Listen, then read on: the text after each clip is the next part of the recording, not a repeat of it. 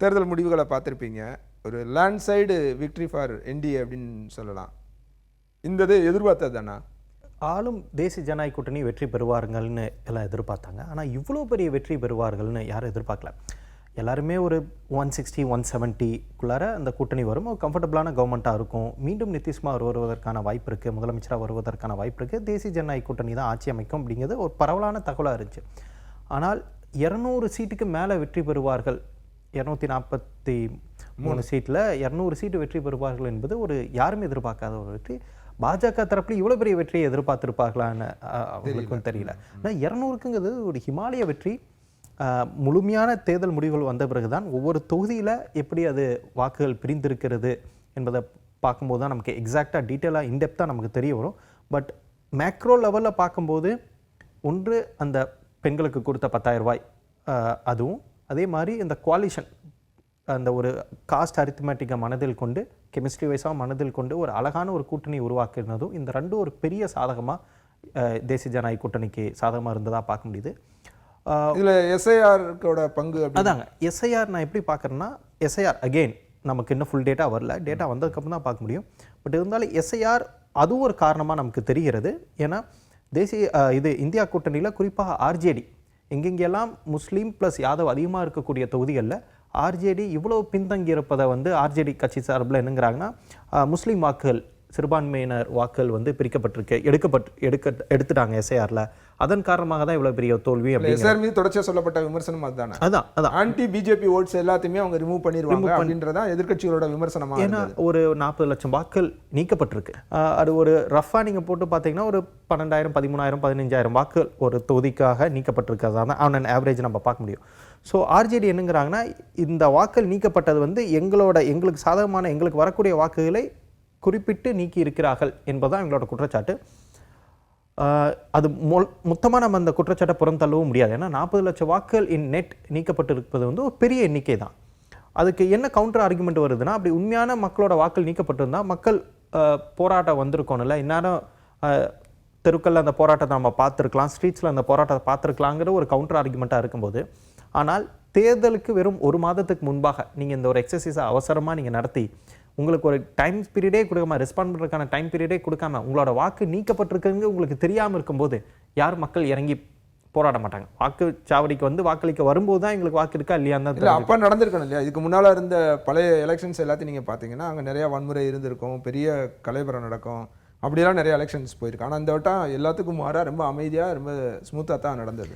இப்போது நீங்கள் ஒரே இடத்துல ஒரு 10,000 வாக்குகள் நீக்கப்பட்டிருந்தா உங்களுக்கு அது பெரிய ஒரு போராட்டமாக தெரியும். நீங்கள் அந்த ஒரு 12,000 வாக்குகளை நீங்கள் ஒரு பூத் வாரியாக பிரிச்சிங்கன்னா ஒரு பூத்தில் 10-20 வாக்குகள் தான் இருக்கும். அந்த 10-20 வாக்குகள் நான் தான் சொன்னேன், இந்த பெனிஃபிட் ஆஃப் டவுட் நம்ம 2 தரப்புமே கொடுக்கணும். எலெக்ஷன் கமிஷனுக்கும் கொடுக்கணும், எதிர்கட்சிகளுக்கும் கொடுக்கலாம். எலெக்ஷன் கமிஷன் சொல்கிறபடி பார்த்தா அந்த மாதிரினா அந்த பூத்தில் யாராச்சும் ஒருத்தனாச்சும் எங்களுக்கு கம்ப்ளைண்ட்னாச்சும் பண்ணியிருப்பாங்களே. இது வரைக்கும் ஒரு அப்பீல் கூட எங்களுக்கு ஃபைல் பண்ணல.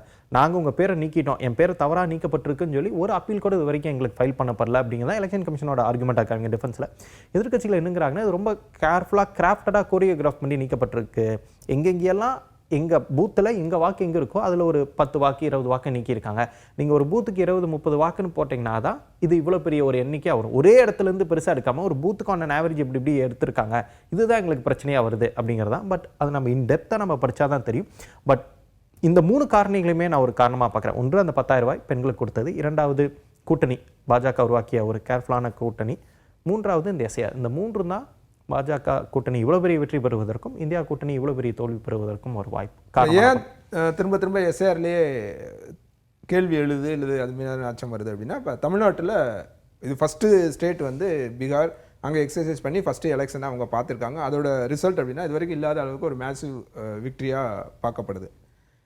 இப்போ என்ன அச்சம் இருக்குது அப்படின்னா, இதே மாதிரியான சினாரியோ தமிழ்நாட்டில் இருக்குமா? இப்போ இங்கே எக்ஸசைஸ் பண்ணிட்டு இருக்காங்க, எஸ்ஐஆர் பண்ணிட்டு இருக்காங்க. அது எவ்வளோ நாளில் முடியுது, அதுலேயே நிறைய குழப்பங்கள் இருக்குது. எதிர்க்கட்சிகள் தொடர்ச்சியாக விமர்சனம் வச்சுட்டு இருக்காங்க. அதில் இன்னும் சாமானியனுக்கு படித்தவங்களுக்கே நிறைய விஷயங்கள் அதில் புரியலை அப்படின்ற ஒரு பார்வை இருக்குது. சாமானியர்களுக்கு அல்லது பாமர மக்களுக்கு அதை எப்படி அதை ஹேண்டில் பண்ண போகிறாங்க அப்படின்ற கேள்விகள்லாம் இருக்குது. எஸ்ஐஆர் மீதான பெரிய அதிருப்தியும் விமர்சனமும் இருக்குன்ற சூழலில் தமிழகத்துக்கு அடுத்த எலெக்ஷன் நெருக்கத்தில் இருக்கும்போது தமிழ்நாடு எப்படி இந்த எலெக்ஷனை ஃபேஸ் பண்ண போகும்? இந்த ரிசல்ட் அதில் ஏதாவது இம்பேக்ட் பண்ணுமா அல்லது ரிசம்பிள் பண்ணுமா? பீகாரை கம்பேர் பண்ணும்போது தமிழ்நாடுங்கிறங்க படிப்பறிவிலிருந்து பொதுவாகவே அவேர்னஸ் அதிகமாக இருக்கக்கூடிய ஒரு மாநிலம். ஸோ பீகாரில் நீங்கள் வந்து அங்கே இருக்கக்கூடிய மிகவும் பின்தங்கிய மக்களுக்கு எங்கள் வாக்குரிமை எடுக்கப்பட்டிருக்குங்கிறது எங்களுக்கு தெரிஞ்சிருக்க கூட வாய்ப்பில்லை. அதனால தான் நம்ம ஸ்ட்ரீட்ஸில் அந்த பெரிய ஒரு போராட்டமோ ஆர்ப்பாட்டமோ நம்மளால பார்க்க முடியல. ஆனால் தமிழ்நாட்டில் மக்களோட அவேர்னஸ் அதிகம். அதே மாதிரி தமிழ்நாட்டில் 2 திராவிட கட்சிகளுக்கான பூத் ஸ்ட்ரக்சர் ரொம்ப ஸ்ட்ராங். நீங்கள் அங்கே போய் ஆர்ஜேடிக்கு பார்த்தீங்கன்னா ஆர்ஜேடிக்கு மொத்தம் இருக்கிற பூத்தில் ஒரு 60,000 பூத் இருந்துச்சுன்னா அதில் ஒரு 30,000 பேர் கூட ஆர்ஜேடிக்கு பூத் ஒர்க்கர்ஸாக இருக்க மாட்டாங்க. ஒவ்வொரு பூத்துக்கும் ஒரு ஒர்க்கர் கூட ஆர்ஜேடிக்கு இருக்க மாட்டாங்க. காங்கிரஸ்க்கு அது இல்லை, லெஃப்ட்டுக்கும் அங்கே இல்லை. இப்போ தமிழ்நாட்டில் பார்த்தீங்கன்னா 68,000 பூத் இருந்துச்சுன்னா அதிமுகவுக்கும் சரி திமுகவுக்கும் சரி பூத் ஒர்க்கர் இருப்பாங்க. பூத் ஏஜென்ட் மட்டும் முக்கியம் கிடையாது. அந்த பூத் ஏஜென்ட்டுக்கு ஒரு பூத்துக்கு 1000 வாக்குகள் இருந்தால் அந்த 1000 வாக்குகள் ஒவ்வொரு வாக்கும் எந்தெந்த வீட்டில் இருக்குங்கிற வரைக்கும் ஒரு டீட்டெயிலாக அந்த ஸ்டடி பண்ணி வச்சுருப்பாங்க.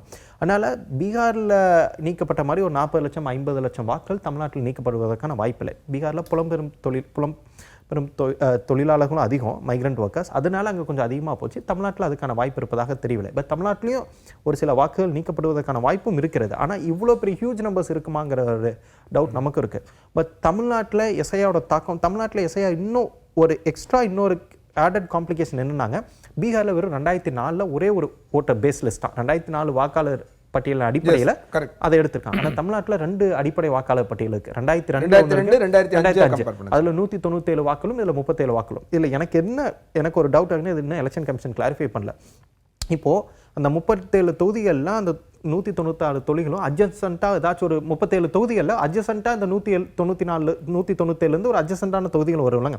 இப்போது நம்ம சென்னையில் தாம்பரம்னு ஒரு தொகுதி எடுத்துக்கிட்டோம்னா தாம்பரம் பக்கத்தால் இருக்கிற தொகுதி அந்த 197 வந்து இந்த தாம்பரம் தொகுதி அந்த 37 தொகுதியில் வந்துச்சுன்னா ஒருத்தர் 2002 இந்த வாக்காளர் பட்டியலிருந்து 2005 தாம்பரத்துலேருந்து பக்கத்தால் ஊருக்கு போயிருந்தாங்கன்னா இந்த 37 தொகுதிகளுக்கு பக்கத்தால் இருக்கக்கூடிய தொகுதிகளில் இந்த மாதிரி இடம்பெயர்ந்திருந்தாங்கன்னா இது ஆடட் காம்ப்ளிகேஷன்.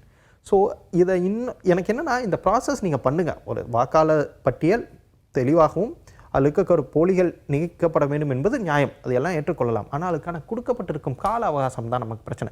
30 நாளில் நீங்கள் இந்த எனுமரேஷன் ப்ராசஸ் முடிக்கணுங்கிறீங்களா? நாம் என்ன கேட்குறோம்னா, நீங்கள் அடுத்த வருஷம் சென்சஸ் பண்ண போகிறீங்க, டோர் டு டோர் எனுமரேஷன் பண்ண போகிறீங்க, காஸ்ட் சென்சஸும் பண்ண போகணும்னு அறிவிச்சிருக்கிறீங்க, வீட்டுக்கு வீடு போய் பண்ணி ஆகணும். முதல்ல நீங்கள் அந்த எக்ஸசைஸ் பண்ணிவிட்டு அதை அடிப்படையாக கொண்டு நீங்கள் உங்களோட சாஃப்ட்வேரில் உங்கள்கிட்ட டூப்ளிகேஷன் சாஃப்ட்வேர் ஒன்று இருக்குது, அந்த சென்சஸ் டேட்டாவை கையில் எடுத்து உங்கள்கிட்ட இருக்கிற ஓட்டர் லிஸ்ட்டை கையில் எடுத்து ரெண்டையும் நீங்கள் மேட்ச் பண்ணிவிட்டு அதுக்கப்புறம் நீங்கள் எக்ஸசைஸ் ஒரு 1 year 2 year பண்ணலாம். இதுக்கு முன்னாடி நடந்த எல்லா எஸ்ஐஆருமே 1 வருட காலம் வரைக்கும் பண்ணப்பட்டிருக்கு. ஆனால் இது ஒரே மாதத்தில் இந்த எனுமரேஷன் முடிக்கும்னா, இப்போ தமிழ்நாட்டில் எடுத்துக்கங்களேன், இது பருவமழை காலம்.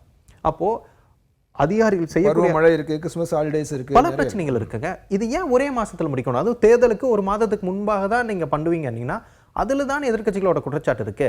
அப்போ எங்கேயோ ஒரு தப்பு நடக்குது. நீங்கள் 40 லட்சம் வாக்காளரோட பேரை நீங்கள் நீக்கிறீங்கன்னா, ஒருத்தரோட உண்மையான நியாயமான அவருக்கு வாக்களிப்பதற்கான உரிமை இந்திய அரசியல் சாசனம் வழங்கி இருந்தும் இந்த ஒரு எக்ஸைஸ்னால ஒருத்தரோட வாக்குரிமை மறுக்கப்படுச்சுன்னா அது இந்திய அரசியல் சாசனத்துக்கே அரசியல் சாசனம் கொடுக்கப்பட்டிருக்கும் அதிகாரத்தையே நீங்கள் எடுக்கிற மாதிரி தானே. இதை நீங்கள் ஏன் இன்னொரு 1 வருஷமாக இது ஏன் பண்ணக்கூடாது? சென்சஸ் முடிஞ்சதுக்கப்புறம் பண்ணுங்க. சென்சஸ் நீங்கள் அடுத்த வருஷம் பண்ண போகிறீங்க, முடிஞ்சதுக்கப்புறம் பண்ணலாமே. ஏன் தேர்தலுக்கு 1 மாதத்துக்கு முன்பாக இதை நீங்கள் செய்ய வேண்டும் என்ற கேள்விக்கு தற்போது வரை இந்திய தேர்தல் ஆணையம் பதிலளிக்க மறுக்கிறார்கள். எனவே அரசியல் கட்சிகள் தமிழ்நாட்டில் மிகவும் விழிப்புடன் இருக்கிறார்கள், கட்டமைப்பும் வலுவாக இருக்கிறது. எனவே பீகார் போன்ற மிகப்பெரும் பாதிப்பு இங்கே ஏற்படாது. இருந்தாலும் இந்த அச்சத்தை பதிலளிக்கக்கூடிய இடத்தில் இந்திய தேர்தல் ஆணையம் இருக்கிறது. ஆனால் அவர்கள் பதிலளிக்க மறுப்பது தான் ஏனென்று புரியவில்லை.